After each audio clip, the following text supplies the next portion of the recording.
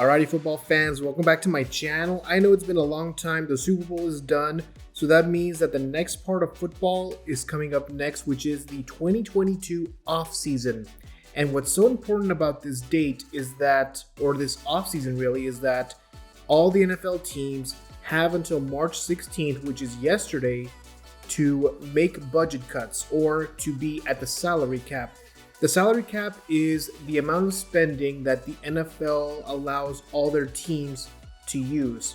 So right now the NFL cap is supposed to be at $208 million, meaning that teams like the Cowboys, the Falcons, the Packers, and even the Raiders, all the teams have to spend $208 million or less for this season. And that is all based off of player salaries. Players that are going to be in the team with the team this season, and that includes players that they will draft in this year's NFL draft. So all teams have until March 16th, so they have to have had their budgets balanced by yesterday. And what most teams do to balance their budget is through cutting players that they can't afford or can't afford to keep. And then there's also restructuring contracts. And what that is, it's not a pay cut. It's more of a, I'll take less money this year, but then next year I'll get more money. And the year after I might get more. So the money that was owed last year is going to be allocated into the next year's. And then there's also other strategies such as releasing your most expensive players and replacing them with players that are probably below the salary cap, below or cheaper and within their budget. And then there's also the classic trading away players that will allow teams to save money. What I love about free agency is that there's so much drama in it, because that includes cutting crucial players that a lot of fans have loved. Or this involves restructuring deals. And last week was just crazy because there was so many movements going on in really 7 days. I'm not even saying 5 days. I'm saying the whole 7 days, because that's just how intense it went. And there were a lot of big splashes that were made last week. And I'm literally going to have to go over like the major ones. And it's crazy how each one happened on a single day. For example, we're going to start off with March 7th, 2022. And this is the contract extension that Aaron Rodgers was expected to have. Now, Aaron Rodgers, so last Monday on the 7th of March, a lot of people were expecting Rodgers to sign a 4-year extension worth $200 million, meaning that 200 divided by 4, that Rodgers will get paid $50 million a year. Aaron Rodgers had denied the claims for the entire week, and then on March the 11th, he officially signed a contract, and it's actually a 3-year deal, $150 million. So they cut off that 1 year. Now, because of the contract extension, that allows the Packers to be able to move the money that they owe Rodgers to different years. So that helps the Packers lower their salary cap number. And what I love about this contract, it pretty much ensures that Rodgers is going to stay with Green Bay. He'll retire there. It's a really big deal because the only other quarterback that's making $50 million a year is Super Bowl MVP Patrick Mahomes, who signed that 10-year, what is supposed to be a $450 million contract plus $50 million in bonuses, aka $500 million. For 10 years, $500 million, $50 million a year. And there was a lot of questioning of whether or not Rodgers was going to get that contract or not, or if he was going to stay with the Packers, because he had not liked how the organization was working and how they were changing. He did not want to be a part of a rebuild team. He wanted to stay with the same team that he had grown with. A rebuild team is primarily a team that is looking to change their dynamics, change their players, and sort of like a phoenix rise from the ashes. So be reborn and go through the process of building the team into a Super Bowl caliber team. Rodgers wanted the opposite. He wanted to have a team that was ready for the Super Bowl this year. And so a lot of people were thinking that Rodgers might get traded to the Denver Broncos, and it ends up not happening. Rodgers gets that 4-year deal. And now that leaves the question of what will happen to Jordan Love, the quarterback that the Packers drafted in hopes of succeeding Rodgers. He was the 26th overall pick. It's a very high draft pick that they haven't used they've only used for one game against the Kansas City Chiefs. So that's on Monday. That's how crazy it was on Monday, March the 7th. Now, we got to go to March the 8th, Tuesday. And this one shocked me. I was so shocked that the Seattle Seahawks were willing to do this. Russell Wilson, one of the best quarterbacks that we have seen in modern football, the man with a baseball arm. I believe he had started the whole big arm quarterback because he had the arm of a pitcher, and that inspired quarterbacks such as Patrick Mahomes to even show up into the NFL. So I think Russell Wilson was the standard for that. Russell Wilson, he has played in 11 seasons. The guy has 37,059 yards, 292 total touchdowns. He's won a Super Bowl with the Seahawks. So March the 8th, Russell Wilson gets traded to the Denver Broncos. The Broncos get Russell Wilson and Seattle's 4th round pick. The Seahawks get quarterback Drew Lock, tight end Noah Fant, defensive tackle Shelby Harris, 2 first round picks, 2 second round picks, and 1 5th round pick. Basically, the Broncos pulled a Los Angeles Rams and traded the farm for Russell Wilson. And Russell Wilson's a good quarterback. He's going to have Cortland Sutton and Jerry Jeudy, 2 really good wide receivers to help him out. The Broncos sacrificed who I thought was a really good tight end in Noah Fant, but the Broncos in the end are going to have a quarterback that they need. The quarterback that they have needed since Peyton Manning had retired back in 2015. So the question is then, can the Broncos win the Super Bowl? It's a tough one, but I do think it can happen, but it will not be easy because now all the pressure goes on Russell Wilson. Now we got to go to March 9th. Carson Wentz, as everyone remembers, was a first-round pick drafted by the Philadelphia Eagles, the number 2 overall pick. This was the same year that Dak Prescott had gotten drafted, and the Philadelphia Eagles, they really didn't see the potential in Carson Wentz, and so they decided to trade Carson Wentz last year to the Indianapolis Colts. The Colts had given the Eagles a 2nd round pick. However, they agreed that if Carson Wentz played more during the 2021 season, then that would convert to a 1st round pick.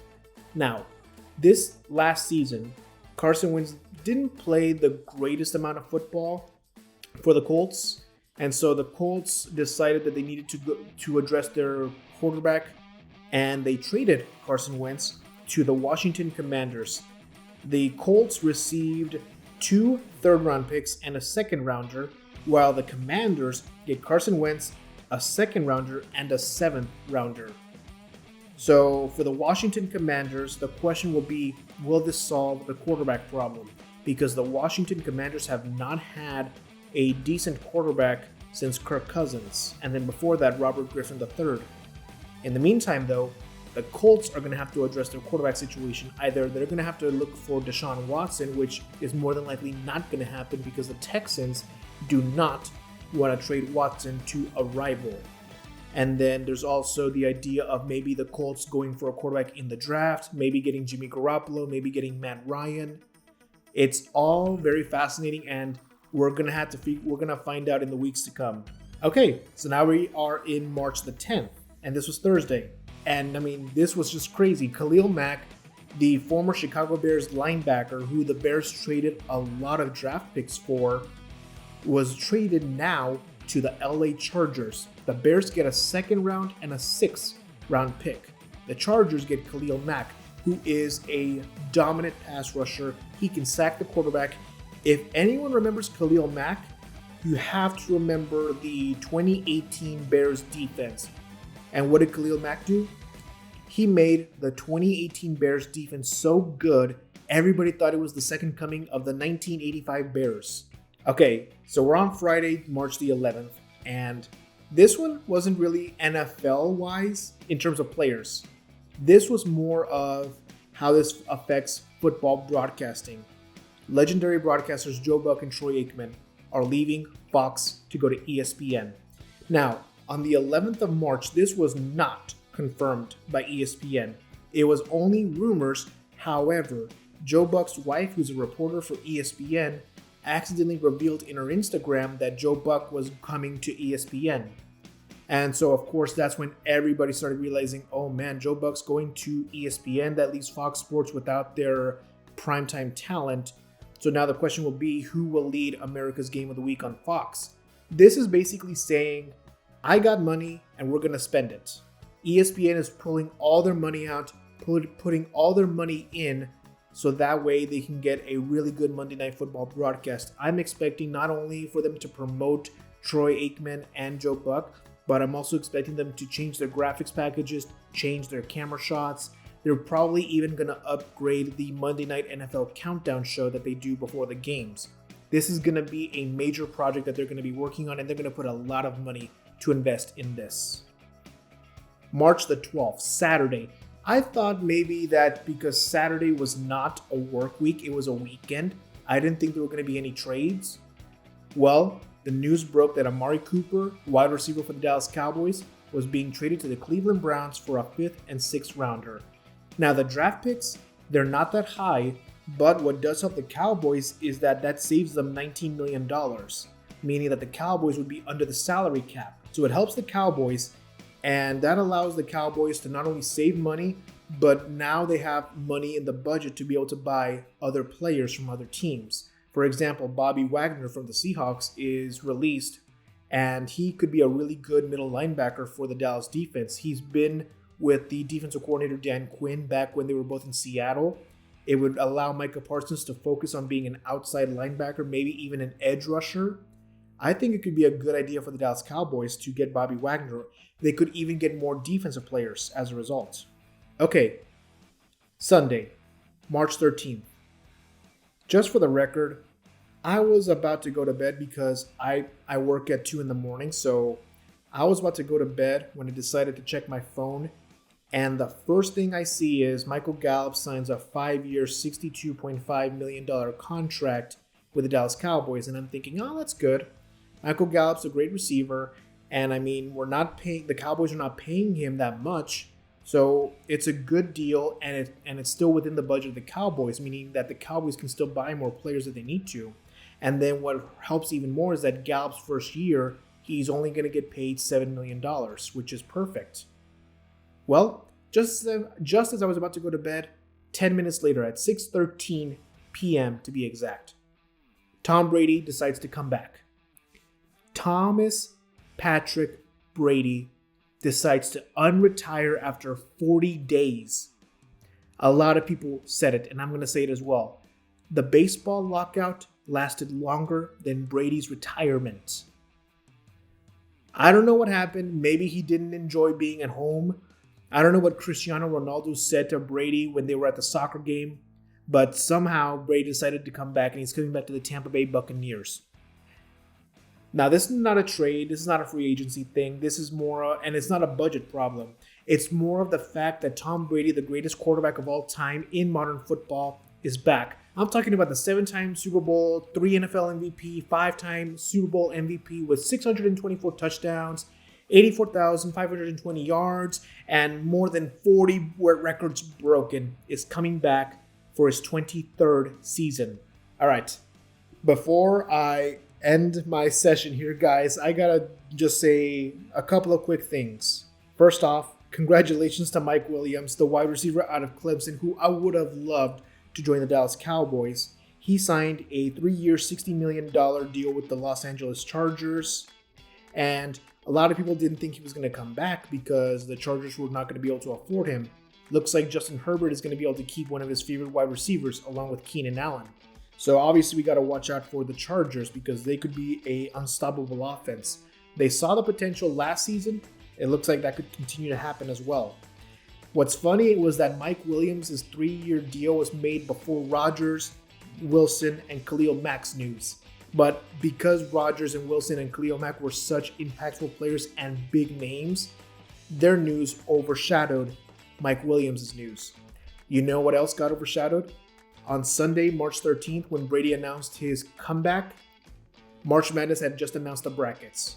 But obviously, everyone was so shocked at the Brady return that no one really thought about March Madness. Okay, guys, crazy NFL salary cap week. We got free agency next week, and free agency right now, and next week I'll be talking about a lot of the big signings. what was the most shocking news for you guys? Rodgers' contract, Russell Wilson going to the Broncos, the Amari Cooper trade, or obviously the return of Tom Brady? Let me know in the comments below, and I will see you guys next time.